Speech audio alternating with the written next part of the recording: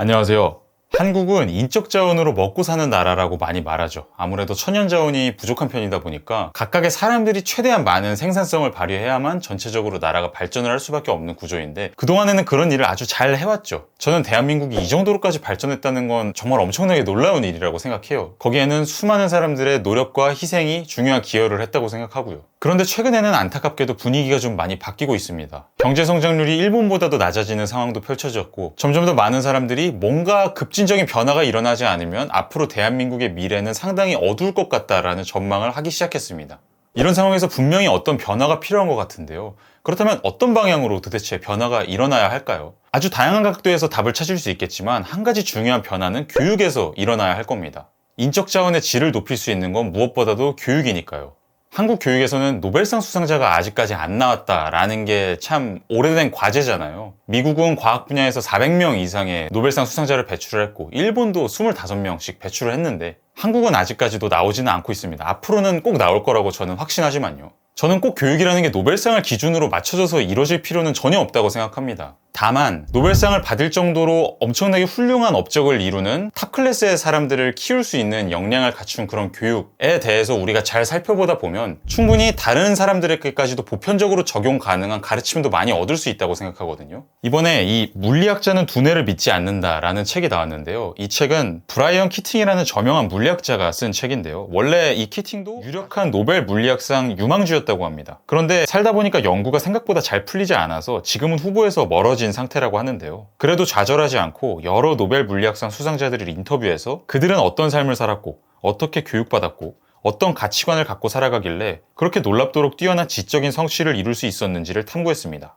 그 인터뷰들을 정리해서 담은 책이 바로 이 물리학자는 두뇌를 믿지 않는다라는 책인데요. 저는 오늘 이 책에서 우리 한국 사회가 꼭 배워야 할 4가지 교육적인 포인트를 뽑아봤습니다. 아마 이 포인트들을 잘 앞으로 적용해 나간다면 우리 사회가 훨씬 더 좋은 인재를 양성할 수 있지 않을까 싶습니다. 첫째 포인트는 답이 없는 문제에 익숙해져야 한다는 겁니다. 존 매더라는 나사의 선임연구원 과학자가 있는데요. 이 학자는 빅뱅 이론을 증명하는 데 아주 중요한 기여를 해서 노벨 물리학상을 받았습니다. 이 학자한테 한번 물어봤어요. 당신이 학생일 때 스승의 어떤 가르침이 당신의 삶에 가장 결정적인 영향을 끼쳤나요? 이렇게 물어보니까 매더는 대답했습니다. 한 스승이 이런 말을 했대요. 학생에게 가장 좋은 가르침을 주기 위해서는 불가능한 과제를 내야 한다. 그리고 그 과제를 푸는 게 불가능하다는 것을 미리 알려주지 말고 그 학생이 한번 끝까지 자신이 풀어본 다음에 이 문제가 불가능한 문제라는 것을 스스로 깨닫도록 해야 한다라는 거였습니다. 왜냐하면 만약에 비교적 쉬운 문제 혹은 명확한 답이 주어질 수 있는 문제를 푸는 데에만 익숙해지다 보면 탐구를 종결짓는 버릇을 들이게 되거든요. 문제가 주어지면 그것을 풀고 푼 것에 대해서 보상을 받고, 이런 사이클에 익숙해지는 거죠.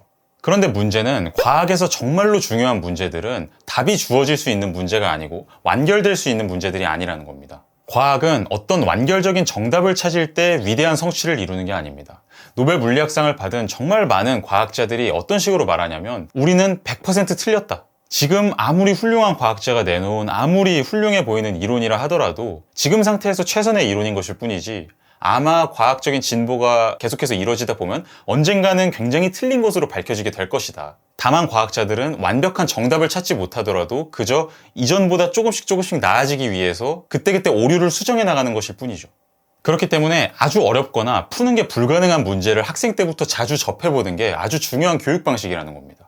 과학뿐만 아니라 어떤 한 영역에서 정말로 훌륭한 성취를 이루는 사람들을 보면 어떤 정답을 찾은 게 아니라 그저 그날 이전보다 조금씩 나아지려고 노력했을 뿐인 경우가 많습니다. 왜냐하면 결국 삶의 실질적인 문제들에 대해서는 누군가 미리 정답이 있는 문제를 내주는 게 아니잖아요. 우리 스스로 답을 만들어 나가는 수밖에 없죠. 예를 들어서 훌륭한 가수가 된다 그러면 훌륭한 가수란 이런 것이다. 이렇게 연습하고 이렇게 음악을 하면 훌륭한 가수가 된다. 이런 식으로 완벽한 정답을 누군가가 제시해 주는 게 아니죠. 훌륭한 가수는 스스로 자신의 길을 깊이 탐구하고 이전의 세상에 존재하지 않았던 자신의 방식대로 노래를 해나갈 수밖에 없습니다. 이런 맥락에서 저는 한 과학자의 이런 말이 되게 와닿더라고요. 언젠간 우리 모두가 틀렸다는 사실이 밝혀진다면 더할 나위 없이 기쁠 것이다. 왜냐면 그 경우에는 적어도 우리가 지금 갖고 있는 이론이 틀렸다라는 것만큼은 확실해지는 거고, 그건 위대한 지적인 성취니까요. 이건 제가 고등학생 때 경험했던 교육, 그리고 그 교육 방식 속에서 익숙해졌던 가치관과 비교하면 정말로 큰 차이인 것 같아요. 저는 고등학생 때, 그리고 중학생 때도 한 문제라도 틀리면 어떡하지? 하나라도 더 정답을 맞춰야 되는데, 이런 생각만 줄곧 하면서 지냈거든요. 우리는 그것 이상의 교육을 분명 제시할 필요가 있다고 생각합니다. 둘째 포인트는 현실을 있는 그대로 받아들여야 한다는 겁니다. 과학의 특징은 경험적인 데이터를 분석하는 걸 기초로 한다는 거죠. 그냥 단순히 방에서 과학자가 혼자 머리로만 생각을 하는 게 아니라 아주 많은 다양한 수단을 통해서 방대한 양의 정보를 자연으로부터 수집합니다. 그런데 과학자가 되고 나면 그 데이터를 선별적으로 받아들이고 싶은 욕구를 많이 느끼게 된다고 해요. 왜냐면 내가 지금 지지하고 있는 이런 이론이 있는데 이 데이터는 그 이론을 지지해주는 것 같고 이 데이터는 그 이론을 오히려 반박하는 것처럼 보인다고 했을 때 이 데이터는 이것이야말로 정말로 유효한 데이터야 이렇게 생각하기가 쉽고 이 데이터는 이거는 뭔가 문제가 있는 데이터고 받아들일 필요가 없어 이렇게 생각하기가 쉽다는 거죠. 역사상 가장 위대한 물리학자 중에 한 명인 리처드 파인만은 이런 말을 했습니다. 자기 자신이야말로 가장 속이기 쉬운 상대다. 아무리 똑똑한 사람이라고 해도 데이터를 다룰 때 자기 기만을 하기는 아주 쉽습니다. 그렇기 때문에 그렇지 않고 최대한 데이터를 공정하게 다룰 수 있는 교육을 반드시 받아야 한다는 거죠. 저는 과학뿐만 아니라 인생 전반이 데이터를 얼마나 공정하게 다룰 수 있는가에 의해서 많이 좌우된다고 생각을 합니다. 인간 자체가 자기 기만을 저지르기가 정말 쉽고 주변에 친한 친구들이 하는 말 아니면 자기 자신을 잘 지지해주는 사람들의 말 그런 것에만 귀를 기울이기가 쉽죠. 학생들도 그런 일을 많이 저지르게 되는 것 같아요. 주변의 선생님들이 하는 말, 주변의 친구들, 가족이 하는 말 그런 거에만 귀를 연 나머지 자신에게 정말로 잘 맞는 인생의 길들이 있는데 그런 거를 보지 못하고 그냥 남들이 다 이게 좋다고 하니까 이쪽 길을 가야지 이렇게 생각하는 경우가 정말 많습니다. 그러면서 아주 많은 학생들이 자신의 시간과 재능을 낭비하게 되죠. 지금은 정보화 시대잖아요. 정보의 부족이 아니라 정보의 과잉이 특징인 시대인데요. 그런 시대인 만큼 사실 정보를 접하는 것 자체는 그렇게 어렵지 않습니다. 그런데 다양한 정보를 균형 있게 받아들이는 거는 정말 쉽지 않죠. 그래서 저는 여러 데이터를 받아들이는 공정한 태도를 반드시 가르쳐야 할 필요가 있다고 생각합니다. 셋째 포인트는 재밌는 일을 하라는 겁니다.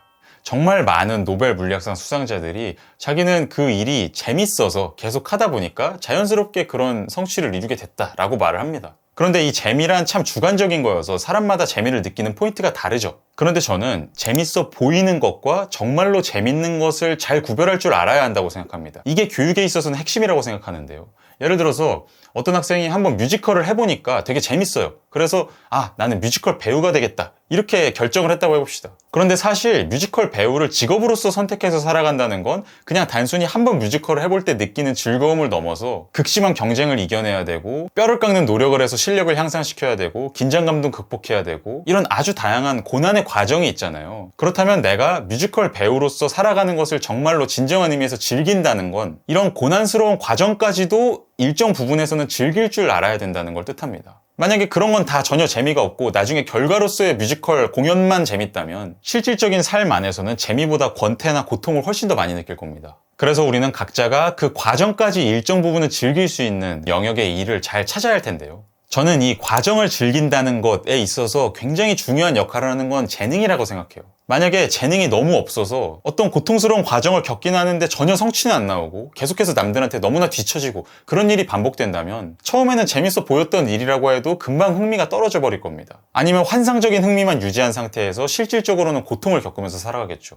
저는 이 노벨 물리학상 수상자들이 자신은 이 물리학 연구를 즐겼다라고 말을 하는 것도 다들 물리학 연구에 어느 정도 재능이 있었기 때문에 그랬던 걸 거라고 생각해요. 재능이 있으니까 과정을 겪었을 때 어떤 성취가 조금씩이라도 나왔을 테고 그래서 그 과정을 조금씩 즐길 수 있었던 거겠죠. 이런 점에서 내가 재밌어하는 일, 좋아하는 일과 내가 잘하는 일, 재능이 있는 일을 너무 무조건 분리시켜서 생각하려고 하지 말고 이 둘 사이에는 어쩌면 상당한 연관성이 있을 수 있다라는 가능성을 계속 생각해야 한다고 생각합니다.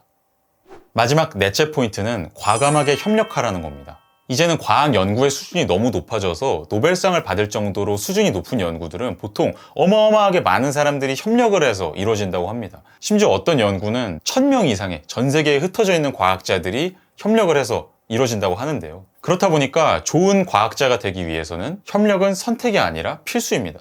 근데 문제는 연구에 협력자를 구하는 게 쉽지만은 않다는 겁니다. 같이 일할 똑똑한 사람이 없어서 문제인 게 아니라 과학자가 되고 나면 누군가한테 협업을 요청하기가 좋지만은 않다고 해요. 왜냐하면 협력을 한다는 건 그만큼 내 파일을 뺏기는 거기도 하잖아요. 심지어 최고 레벨의 과학자가 되면 주변에 다른 동료들도 다 최고 레벨의 과학자들일 텐데, 그러면 내가 괜히 이 사람한테 협업 요청했다가 이 사람이랑 같이 연구했다가 저 사람이 나보다 더 잘 되면 어떡하지? 이런 생각이 들기가 굉장히 쉽다고 해요. 그래서 그냥 협업 요청 안 하고 나 혼자 해봐야겠다, 이런 생각을 하게 되는 경우도 많다고 합니다. 그런데 정말로 훌륭한 연구는 어떤 한 사람의 힘만으로 될 수 있는 게 아니라 정말 많은 다양한 재능을 가진 다양한 사람들의 협력을 통해서만 이루어질 수 있다고 합니다. 그렇기 때문에 이 노벨 물리학상 수상자들은 과감하게 다른 사람들과 협력해라 라고 이야기를 하는데요. 저는 한국 교육의 가장 핵심적인 문제 중 하나가 협력을 가르치지 않는 거라고 생각합니다. 중고등학생 때까지야 협력을 안 배우는 게 너무나 당연한 거고, 심지어 대학교에서 팀플이 이루어지는 과정을 봐도 자료조사하는 사람, PPT 만드는 사람, 발표하는 사람, 이렇게 다 따로 나누는 문화가 강하지 서로 진정한 의미에서 함께 토론을 하고 함께 결과물을 만들어 나가는 연습은 잘 이루어지지 않습니다. 그리고 상대평가가 워낙 보편화되어 있다 보니까 협력은 금기시된다고 보는 게 더 맞죠. 왜냐하면 내가 괜히 내 강점을 통해 동료를 도와줬다가 그 동료가 나보다 좋은 점수를 받으면 내가 밑으로 떨어지는 시스템이니까요. 저는 상대평가가 무조건 나쁜 거라고 보지는 않습니다. 경쟁을 통해서 학생들이 서로 더 잘하려고 노력을 할 수 있으니까요. 그런데 문제는 이 교육이라는 게 10년, 15년 이렇게 이어지는 장기 프로젝트잖아요. 그러면 그 안에서 분명히 일정 부분에서는 경쟁을 유도함을 통해서 학생들의 발전을 추구할 수도 있지만, 그 이상으로 그것보다 더 많은 부분에서는 어떻게 하면 여러 강점을 가진 여러 학생들이 모여서 훨씬 더 좋은 결과물을 함께 만들어낼지를 익히는 과정도 포함되어야 한다고 생각하거든요. 막상 회사에 가거나 사회에 나와서 일을 하게 되면 정말로 아예 자기 혼자서 이룰 수 있는 큰 일은 거의 없고, 대부분 일이 여러 사람이 투입됨으로써만 이루어질 수 있잖아요. 근데 우리 사회 교육은 너무 혼자 성취를 이뤄내는 것에만 초점이 맞춰져 있기 때문에 앞으로는 꼭 변화해야 한다고 생각했습니다. 이미 예전보다는 나아졌다고 들었고요. 앞으로는 더 나아질 거라고 기대를 해봅니다. 네, 오늘은 이 물리학자는 두뇌를 믿지 않는다 책의 내용을 바탕으로 노벨 물리학상을 받을 정도의 훌륭한 학자는 도대체 어떤 마인드셋을 갖고 어떤 교육을 받았길래 그 정도로까지 훌륭한 성과를 낼 수 있었을까에 대해서 한번 살펴봤는데요. 이 책에 나오는 한 학자가 이런 말을 하더라고요. 매일 아침 일어나면 사기꾼이 된 것 같은 기분을 느낀대요. 왜냐하면 사람들은 자신을 위대한 학자로 대접을 해주는데 막상 자신은 내가 정말로 이 자연세계, 이 물리세계에 대해서 잘 아는가 생각해 봤을 때 별로 그렇지 않은 것 같다라는 생각이 많이 든다라는 겁니다. 그래서 학생들을 가르칠 때 내가 정말로 이 학생들을 잘 가르칠 자격이 있는 건가? 라는 생각이 계속 든다고 합니다. 왜냐하면 자신도 이 우주에 대해서 전혀 정답에 가까운 것을 알고 있지 못하다는 거죠. 저는 이 일상을 살아가는 우리 모두도 이 물리학자와 어느 정도 비슷한 처지에 있는 게 아닌가 싶어요. 우리는 다들 인생의 정답이 뭔지 모름에도 불구하고 매일매일 나 자신의 삶을 마주한 상태에서 주인공으로 살아가잖아요. 다만 어떤 사람들은 자신이 어떤 면에서 상당히 무지하다는 것을 잘 인정을 하고요. 반면에 어떤 사람들은 나는 이미 다 알아, 내가 확실하게 옳아, 이런 가치관을 가지고 살아갑니다. 후자의 케이스는 주로 자신이 선호하는 데이터에만 집중을 하면서 그 데이터로 입증되는 자신의 생각을 계속해서 자기기만적으로 정당화를 하죠. 저는 자신의 상당한 만큼의 무지를 인정하면서 살아가는 게 훨씬 더 균형 잡힌 삶의 자세라고 생각하고요.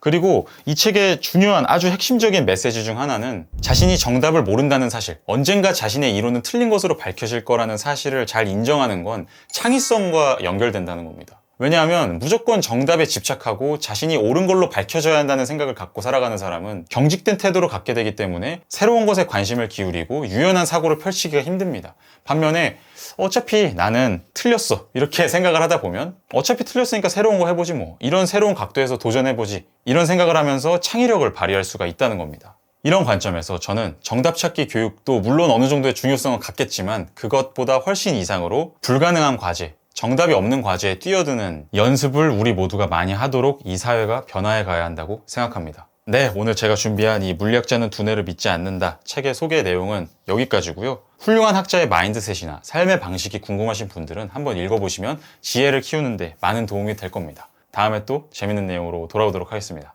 감사합니다.